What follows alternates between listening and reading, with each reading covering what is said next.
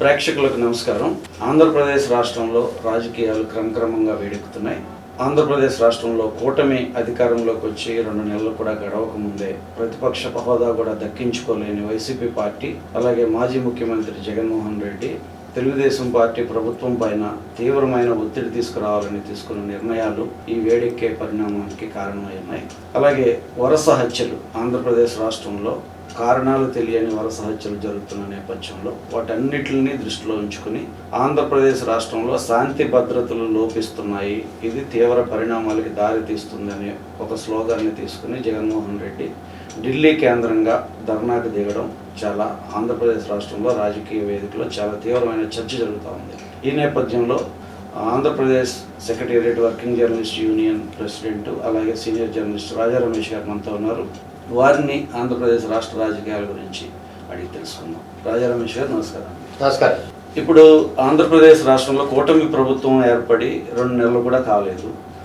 గత ఎన్నికల్లో వైసీపీ ప్రభుత్వం చేసిన అకృత్యాలకి ప్రజలు తీవ్రమైన తీర్పునిచ్చారు. 11 సీట్లకే వైసీపీని పరిమితం చేశారు. ఇలాంటి నేపథ్యంలో వైఎస్ జగన్మోహన్ రెడ్డి ఎటువంటి రాజకీయ వ్యూహాలు రచిస్తాడో, ఎలా వ్యవహరిస్తాడనే రాజకీయ కోణంలో చర్చ జరుగుతున్న నేపథ్యంలో జగన్మోహన్ రెడ్డి ఢిల్లీ వేదికగా ధర్నా చేయాలని నిర్ణయం తీసుకోవడం, దీన్ని ఎలా చూడొచ్చు అంటారు? ఇప్పుడు ఒకటి చూడాలి సార్ రాంబాబు, చెప్పండి. మనం గమనించినట్టయితే గడిచిన 5 సంవత్సరాల నుంచి జగన్మోహన్ రెడ్డి గారి పరిపాలన ఏ విధంగా ఉందనేది రాష్ట్రంలో ఉన్న ప్రజలందరికీ కూడా తెలుసండి. దాంట్లో భాగంగానే ఆ జగన్మోహన్ రెడ్డి గారికి ఎన్ని సీట్లు ఇవ్వాలి అనేది ప్రజలు భావించి 11 సీట్లకే పరిమితం చేసిన పరిస్థితి కనపడుతుంది. అంటే ప్రజా అభిప్రాయం కావచ్చు, లేకపోతే ప్రజా వ్యతిరేకత కావచ్చు, ఈ నేపథ్యంలో జగన్మోహన్ రెడ్డి గారికి ఆ 11 సీట్ల వరకే పరిమితం చేశారు అనేది క్లియర్గా అర్థమవుతుంది. ఇది జరిగి కేవలం 2 నెలలు కూడా కాలేదండి. అంటే జూన్ 12న ప్రమాణ స్వీకారం చేశారు, జూన్ 4న రిజల్ట్ వచ్చాయి. అంటే ఇప్పుడు ఇంకా మరి జూలై 21వ తారీఖు. అంటే మనం చూస్తే కనుక చాలా విచిత్రంగా ఉంది. అంటే గడిచిన 5 సంవత్సరాల్లో జరిగినటువంటి పరిస్థితులు ఏ విధంగా ఉన్నాయి, ఇప్పుడు కేవలం 1 నెల 2 నెలలు కూడా కావలేదు. నెల కంప్లీట్ అయింది, 2 నెలలు కూడా పూర్తి కావలేదు. ఈ నేపథ్యంలోనే ఆయన ఢిల్లీ వేదికగా ధర్నాలు చేయాలనేది కాన్సెప్ట్ని తెర మీద తీసుకొచ్చారు. అంటే దాని అర్థం ఏంటంటే అక్కడ ఢిల్లీలో ఉన్నటువంటి నేతల మీద ఒత్తిడి తేవాలనో, లేకపోతే దేశవ్యాప్తంగా ఒక ఫోకస్ తెచ్చుకోవాలనే ఉద్దేశంతో ఇటువంటి ప్రయత్నం చేస్తున్నాడు అనేది క్లియర్గా కనపడుతుంది. అయితే నిన్న మొన్న జరిగినటువంటి అంశాలు ఏవైతే ఉన్నాయో, వినుకొండలో జరిగినటువంటి ఒక హత్య ఉదంతం కావచ్చు, లేకపోతే ఇతర ప్రాంతాల్లో జరుగుతున్నటువంటి హత్య ఉదంతాలు కావచ్చు, వీటన్నిటిని క్రోడీకరిస్తూ రాష్ట్రంలో అసలు పరిపాలన అనేది లేదు, శాంతి భద్రత పూర్తిగా నశించిపోయాయి, కాబట్టి అవసరమైతే ఢిల్లీ వేదికగా ధర్నా చేస్తాడు, దానికి సంబంధించినటువంటి షెడ్యూల్ కూడా ఇచ్చేశాడు.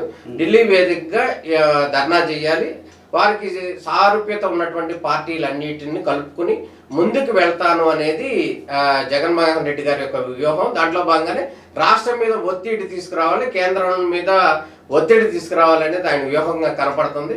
రాబోయే రోజుల్లో ఏదన్నా ఇంకా అంటే గతంలో జరిగినటువంటి సంఘటనలు ఏవైతే ఉన్నాయో దానికి సంబంధించి బెయిల్స్ కావచ్చు, లేకపోతే వివేకానంద రెడ్డి మర్డర్ కేసు విషయం కావచ్చు, లేకపోతే రాష్ట్రంలో జరుగుతున్నటువంటి అనేక కుంభకోణాల విషయాలు కావచ్చు, వీటన్నిటి మీద రాష్ట్ర ప్రభుత్వం కానీ కేంద్రం కానీ ఒక అడుగైనా ముందుకు వెళ్తుందేమో అనే ఉద్దేశంతో అడ్వాన్స్ స్టెప్గా ఇది ఆందోళన చేస్తున్నట్టు కనపడుతుంది. కానీ వాస్తవమా కాదా అనేది అయితే మనం ఎదురు చూడాల్సిన పరిస్థితి కనపడుతుంది. అలాగే ఇప్పుడు ఓట్ ఆన్ అకౌంట్ బడ్జెట్ సమావేశాల నేపథ్యంలో 3 రోజులు అసెంబ్లీ సమావేశాలు జరగనున్నాయి ఆంధ్రప్రదేశ్ రాష్ట్రంలో. సోమవారం నుండి 22, 23, 24 3 రోజులు అసెంబ్లీ సమావేశాలు జరిగే పరిస్థితి ఉంది.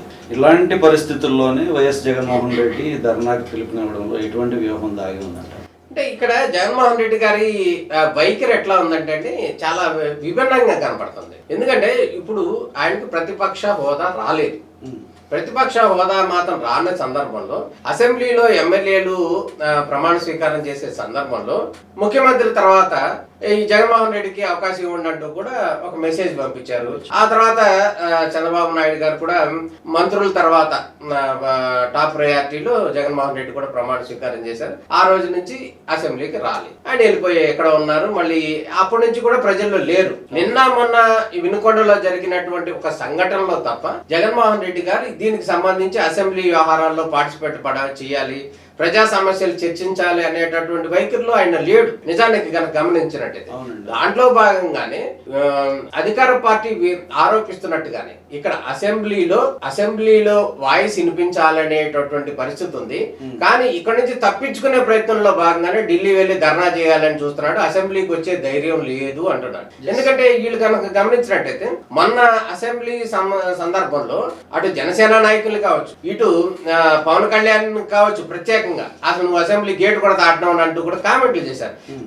చాలా ఘోరమైన కామెంట్లు చేశారు. ఈ కామెంట్ల నేపథ్యంలోనే వాళ్ళకి కొంత భయం వచ్చిందేమో అని అనిపిస్తుంది. దాంట్లో భాగంగానే వాళ్ళు అసెంబ్లీకి రావడానికి ఇష్టం లేదేమో అనిపిస్తుందండి. అదేనంటారా? లేకపోతే ఇప్పుడు భారతదేశ వ్యాప్తంగా ఆంధ్రప్రదేశ్ రాష్ట్రంలో 40% ఓటింగ్ వచ్చిన వైసీపీ పార్టీని అణిచివేయడానికి, హత్యలతో భయపెట్టడానికి రకరకాలుగా ప్రయత్నాలు చేస్తున్నారు. మేము అక్కడ తట్టుకోలేక, మా ప్రాణాలకు అక్కడ భద్రత లేక మేము దేశ రాజధానిలోకి వచ్చి రక్షణ కోరుతున్నామనే ఒక భయంకరమైన ఇంపాక్ట్ ని దేశవ్యాప్తంగా వ్యాపింపచేయాలనే ఆలోచనతో ఈ పని చేస్తున్నారు. అంటే ఒకటి సార్, ఇప్పుడు 40% ఓట్లు వచ్చినాయా లేకపోతే ఎన్ని వచ్చినాయి అనేది ఒక ఆలోచన వస్తే, గత ఎన్నికల్లో కనుక మనం గమనించినట్టయితే వైసీపీకిను టీడీపీ కేవలం 5 లక్షల ఓట్లతోనే వాళ్ళకి 150 ఓట్లు వచ్చినాయి, వీళ్ళకి 23 సీట్లు వచ్చినాయి. మరి దాన్ని బట్టి మనం 5 లక్షల 40% ఎన్ని వచ్చినాయి అనేది కాదు, పర్సంటేజ్ లో ఓట్లు ఎన్ని వచ్చినాయి, సీట్లు ఎన్ని వచ్చినాయి అనేది లెక్క వస్తుంది.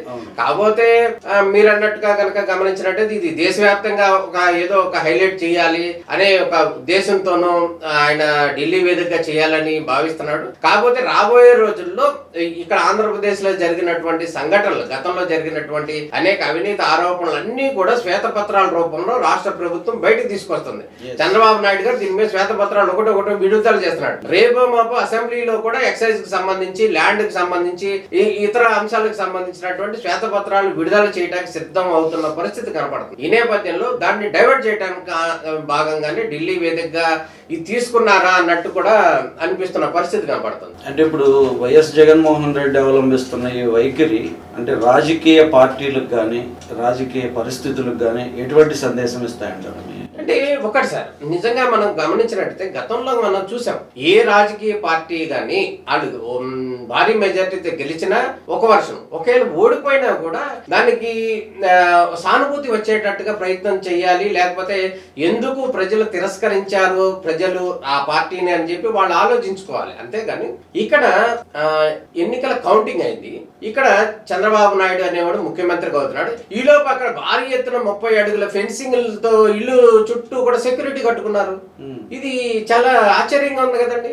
ఇప్పుడు ఒక రాష్ట్ర ముఖ్యమంత్రిగా పనిచేశాడు, మళ్ళీ ఇప్పుడు మాజీ సీఎం అవుతాడు, ప్రజెంట్ ఎమ్మెల్యేగా కూడా ఉన్నాడు, ఒక పార్టీకి అధ్యక్షుడిగా ఉన్నాడు. ఆయనకి రక్షణ లేదు అన్నట్టుగా 30 అడుగుల ఫెన్సింగ్లు భారీ ఎత్తున చుట్టూ కూడా ఇల్లు కట్టుకున్నాడంటే ఈయనకే రక్షణ లేనప్పుడు, ఇంత సెక్యూరిటీ ఉన్నటువంటి ఇతనికే రక్షణ లేనప్పుడు మరి సామాన్యుల పరిస్థితి ఏంటి? మరి మిగతా ఇప్పుడు చిన్న చిన్న కార్యకర్తలు కావచ్చు, వైసీపీ వాళ్ళు కావచ్చు, వీళ్ళందరూ ఎట్లా ఎదుర్కొంటారు అధికార పార్టీని? మరి వాళ్ళలో ఒక భయం అనేది ఇండైరెక్ట్ గా వచ్చిందా అనేటటువంటి సందేహం కూడా కలగటం మానని పరిస్థితి కనపడుతుంది. ఒక ఆత్మీయత భావంతో, భయంతో జగన్ ఈ విధంగా వ్యవహరిస్తున్నాడు.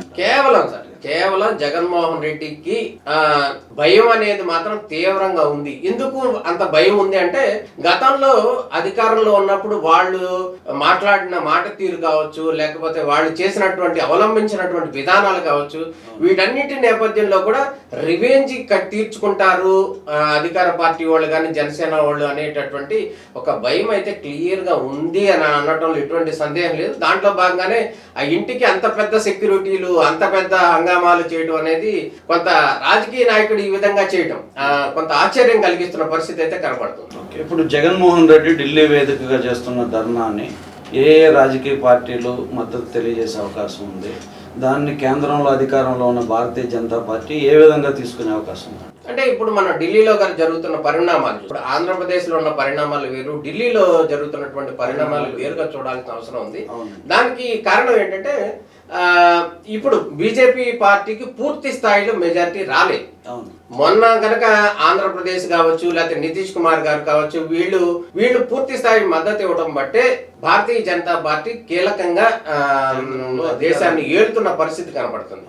ఈ నేపథ్యంలో అటు కాంగ్రెస్ కి సంబంధించి ఇండియా కూటమిగా ఉన్నటువంటి కాంగ్రెస్ కి సంబంధించి వారిలో కొంతమంది అయితే మాత్రం జగన్మోహన్ రెడ్డికి మద్దతు ఇస్తారా లేకపోతే ఎట్లా ఉంటాయి అనేది పరిణామాలు చూడాలి. ఒకేలా కాంగ్రెస్ కి సంబంధించినటువంటి నాయకులు అందరూ కూడా వచ్చి జగన్మోహన్ రెడ్డికి మద్దతు ఇస్తే కనుక అదే అంశాన్ని కనుక మోడీ సర్కార్ సీరియస్ గా తీసుకుంటే జగన్మోహన్ రెడ్డికి చాలా ఇబ్బందులు వస్తాయి రాబోయే రోజుల్లో. ఎందుకంటే ఆయన బెయిల్ మీద ఉన్నాడు, చాలా కేసుల్లో దానికి సంబంధించి బెయిల్ మీద ఉన్నాడు స్టిల్. ఏ రోజైనా కనుక కేంద్రము సీరియస్ గా తీసుకుంది అంటే ఆ బెయిల్ క్యాన్సిల్ అయితే జగన్మోహన్ రెడ్డి గారి భవితవ్యం కష్టంగా మారే పరిస్థితి ఉంది. మళ్ళీ జైలుకి వెళ్ళే పరిస్థితి వస్తుంది, మళ్ళీ జైలుకి వెళ్ళొచ్చు, ఏదైనా జరగచ్చు, చాలా పార్టీ ఉండొచ్చు, క్లోజ్ అవ్వచ్చు, చాలా అనేక ఇబ్బందులు ఉన్నాయి. కాబట్టి ఆయన అటు కాంగ్రెస్ కి మద్దతు ఇస్తాడా లేకపోతే బీజేపీకి మద్దతు ఇస్తాడా అంటే ఇప్పుడు కొన్ని సందర్భాల్లో అక్కడ మనకు వస్తున్నటువంటి అంశాలను కనుక గమనించినట్టయితే కొన్ని బిల్స్ ఆమోదం పొందాలంటే వైఎస్ఆర్ కాంగ్రెస్ పార్టీకి సంబంధించినటువంటి ఎంపీ రాజ్యసభలో మద్దతు ఇవ్వాల్సిన అవసరం ఉంది అనేది క్లియర్ గా కనపడుతుంది. ఈ నేపథ్యంలో వారి అంశాల వారీగా గతం నుంచి కూడా మద్దతు ఇస్తూ వచ్చారు. కానీ ప్రస్తుతం కూడా ఆయనకున్న ఇబ్బందుల నేపథ్యంలో ఖచ్చితంగా ఆయన బీజేపీకే మద్దతు ఇస్తారు తప్ప కాంగ్రెస్ కి మద్దతు ఇచ్చే అవకాశాలు అయితే లేవని మాత్రం స్పష్టంగా కనపడుతుంది. మరి బీజేపీకే మద్దతు ఇచ్చేటప్పుడు బీజేపీ తోటి ఆయన ఒక ఫ్రెండ్లీ మూమెంట్ తీసుకోవాలనుకున్నప్పుడు ఢిల్లీ వేదికగా ధర్నా చేయాలనే వ్యూహం ఎందుకు వచ్చిందంటే ఢిల్లీ వేదికగా ధర్నా చేయాలి అనేటటువంటి కాన్సెప్ట్ ఏదైతే ఉందో దాన్ని రాష్ట్ర బీజేపీ మంత్రిగా ఉన్నటువంటి సత్యకుమార్ కూడా తీవ్రంగా ఖండించారు.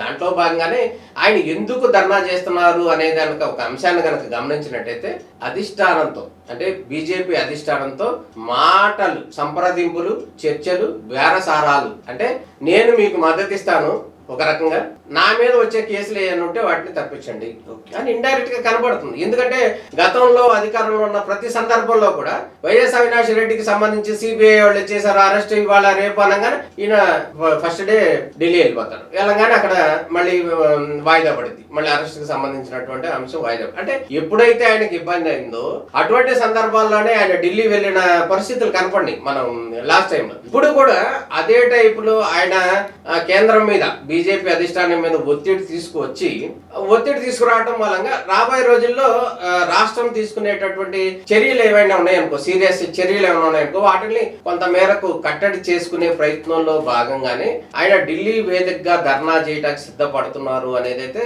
స్పష్టంగా అందరికి అర్థమవుతున్న పరిస్థితి.